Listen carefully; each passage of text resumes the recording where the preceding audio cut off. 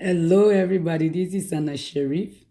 Today, I have a question for certain group of women or certain group of people in our culture.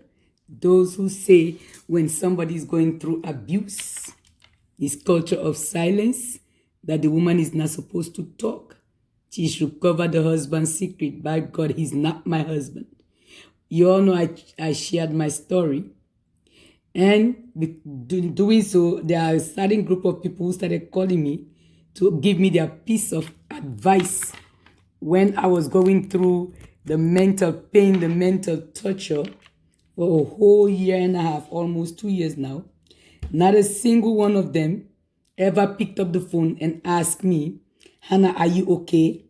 Hannah, are you contemplating suicide? Hannah, are you hungry? Hannah, do you need someone to talk to? Hannah, are you stressed? Because all those things, when a woman or man is going through it, divorce or separation is not easy. Walking away from somebody is not easy. But when it happens, that person actually needs someone to talk to. That is when some people will back away from you and start judging you. It is because of your mouth. When a man shows their weakness, it is the woman's fault. When a man decides to cheat, it is a woman's fault. When a man decides to lie, it is the woman's fault. There are some men whose wives are perfect, submissive. They still leave them and go cheat. And then they will still find something that to say that it was the woman's fault. Some of them will even say she's too submissive. See, so my question today is to these women or this community of this culture of silence, this culture of hiding everything. What would you do if your husband brings in another woman's underwear into your home? Let me tell you what I did. I did what scripture says, thou shalt forgive. For 4 years, that's what I did. But within that 4 years in that marriage, he continued to do what the scripture said not to do. Thou shalt not commit adultery. Thou shalt not covet thy neighbor's wife, nor thou shalt not lie. But in that 4 years, I was still doing the thou shalt forgive. I did though. There are some people who told me I would never have done that. I would have kicked him out if it were me. But it's the same people now who are saying I should not have said anything. I should have shut my mouth. So let me give you guys a piece of advice to those women or those people who said I should not have said anything, both men and women. To the women, when your husband or bring another woman's underwear, or your boyfriend, your fiance brings in another woman's underwear into your home, by God, do me a favor. I want you to wash that drawers in slow motion style. Squeeze it in slow motion style. Shake, shake, shake in slow motion like this. Slow motion. Like this. That's how you shake it. Meaning you are looking at the drawers, what it looks like. This is why the man keep going to this woman. Shake it to slow motion. And then dry it. When you see that it's time for your husband to come home or your boyfriend, your fiance, take the same drawers and stand there with just the drawers on. Trust me, he's going to be the happiest man when he see that you are wearing his girlfriend's drawers. Don't talk. Don't share your story. Don't tell nobody that is going on. Sit in silence and continue to wear your husband's girlfriend's drawers. Since you people say when a woman is going through abuse, when the woman is going through that type of thing, the woman should not have said anything. Please don't say anything. Be quiet and wear the drawers. Continue to wear that underwear. And when you're wearing it, wear it too in slow motion. So you know exactly why this man loves this drawers so much that he has the audacity, he has the nerve to bring it into your home.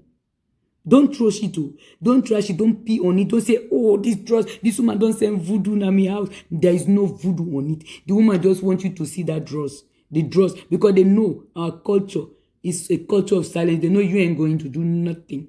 You're going to sit there and shut your mouth and die slowly. And then they will blame your family. Or they will blame the husband's family that they are the ones who kill you. Now lie. Nobody not kill them. Now stress and kill them. Then go they wear the man and girlfriend and doors now because now the new style now get for happen because of our culture. This culture we say we not for talk when the man then they do bad. When the man do bad, if I hide the man in secret. Me I not get man no. He has never been my husband because a man will have the audacity to bring his girlfriend's drawers into your home. And there are some people, even though they know me, they say, "Oh, na me fault," because they know I got big mouth. But listen, the man was not even here for me to express my big mouth. Whilst I was doing his paperwork for him to come, he was in another woman's bed. And this woman made sure she sent that souvenir in my home in the form of her underwear, her drawers, the ones that those people who say we should not or who are going to start wearing. Because if you have never experienced that, and you are telling another woman, if she experiences, she has no right to talk. Some people said I should have even called them and asked their consent. Imagine these people that will get. Motama ask for please, oh. Motama na weather. You when they go through a problem, they say you now you supposed to call them, ask them consent. If not been them, they not before don't talk. But me not own. They said if you were them, they would not have said anything. I am not you. I am Hannah Sharif, me, bold and beautiful, and I speak my mind. And when a husband or a man of mine that I'm dating falls short, becomes weak, it is not my fault. I refuse to take blame for a man's weakness. I refuse to take the blame when a man falls short. It is not my fault that he decided to bring that woman's drawers. He was not even here. He was in Africa. He flew millions of miles away with that drawers and brought it home. But to these women who are so good and kind to their husbands, please, when your husband brings those underwears in your home, squeeze it, wash it slow motion. Please don't put it in the washer because it's going to take that smell away from the other woman's smell that the man is so used to, that he loves so much. He's going to take that smell from that underwear. Leave the smell. By God, if I were you, don't even wash the drawers. Wear it just like that. Because it's going to, as soon as he smells it, you're going to remind him of his girlfriend. Now that is going to turn him on so bad and push him into your bed. And those who say thou shalt, when the scripture said thou shalt not lie, and they go and lie to another woman, and a single woman who is looking for a husband too, and they will tell this woman, I'm not married. And the woman now feels like I got a husband, or I got a boyfriend, I got a fiancé. And then when you, the married woman, finds out that this woman is sleeping with your husband, you want to call her a whore, forgetting that this man has made both of you a whore. Why? Because it's the same thing that he's using to sleep with you, the girlfriend, and sleep with you, the married woman. So if your husband got the nerve to leave your bed and go sleep with another woman, why aren't you asking your husband? Instead, you call that woman a whore, forgetting that when he sleep with her, he's bringing the same thing home to sleep with you. He had made both of you whores. And some of you got the nerve to start praying for this other woman to die. You become prayer warrior. You will not pray for the man. Instead, you pray for this man, this abused man, this cheating husband to come back to your bed. And then continue to pray for this other woman to die. Become prayer warriors. You go die by force, by fire, by force. But today, I'm telling every one of us who are going through this cheating business, whose husbands have brought another woman's dross, death by dross is not our portion. Death by dross is not our portion. It was never my portion. That's why God did not allow me to die. God allowed me to heal. God allowed me to see the sight of that other woman's dross and be strong enough to be able to move on. So that is why I'm saying death by cheating was never my fault, my portion. No, death by underwear, death by dross was never my portion. That is the reason why I got the courage to move on, and I'm happy I did. Because there are some women who might have had a heart attack or who might have dropped dead because they saw another woman's underwear into their husband's suitcase. Just imagine you are so excited your husband is coming to start a new life, and he brought in that. And this culture of silence, they said, you should not have talk. Una dem mande.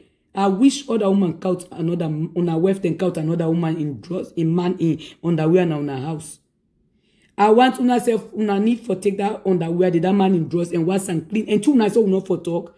Those who say we should not speak, we're not speaking. Me, I will advise you, don't speak, but my advice to you is wash the dress in slow motion. Squeeze it in slow motion. Dry, slow motion, and wear it and wait for the man. He's going to be so proud of you. Proud of you that you accepted his cheating and you are now wearing the girlfriend's underwear. Ha! Kudos. Don't talk. So thank you, everyone. And also what I would like to say is, there is no man on planet Earth, dead or alive, that behaved that Jesus, that we pray to the Jesus, that high and mighty than everybody else. Why? Because Jesus was the first man who gave women freedom.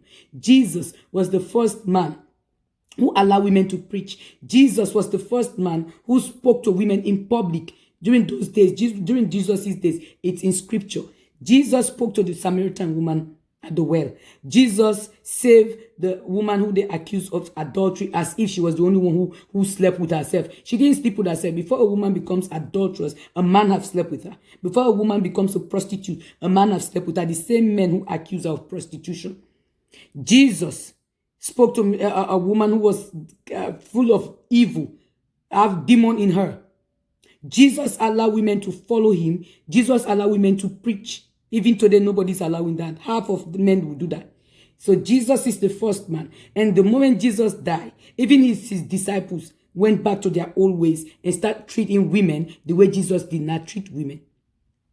When Mary Magdalene saw Jesus when he rose from the dead, when he came and told his disciples, they said, you are lying. Even Matthew in the scripture said, you are talking nonsense. So when Jesus was alive, they believed him. But the moment Jesus died, they went back and started treating women like nobody, like second-class citizens. So today, I challenge most of you men to start acting like Jesus. Act like Jesus and treat your women right.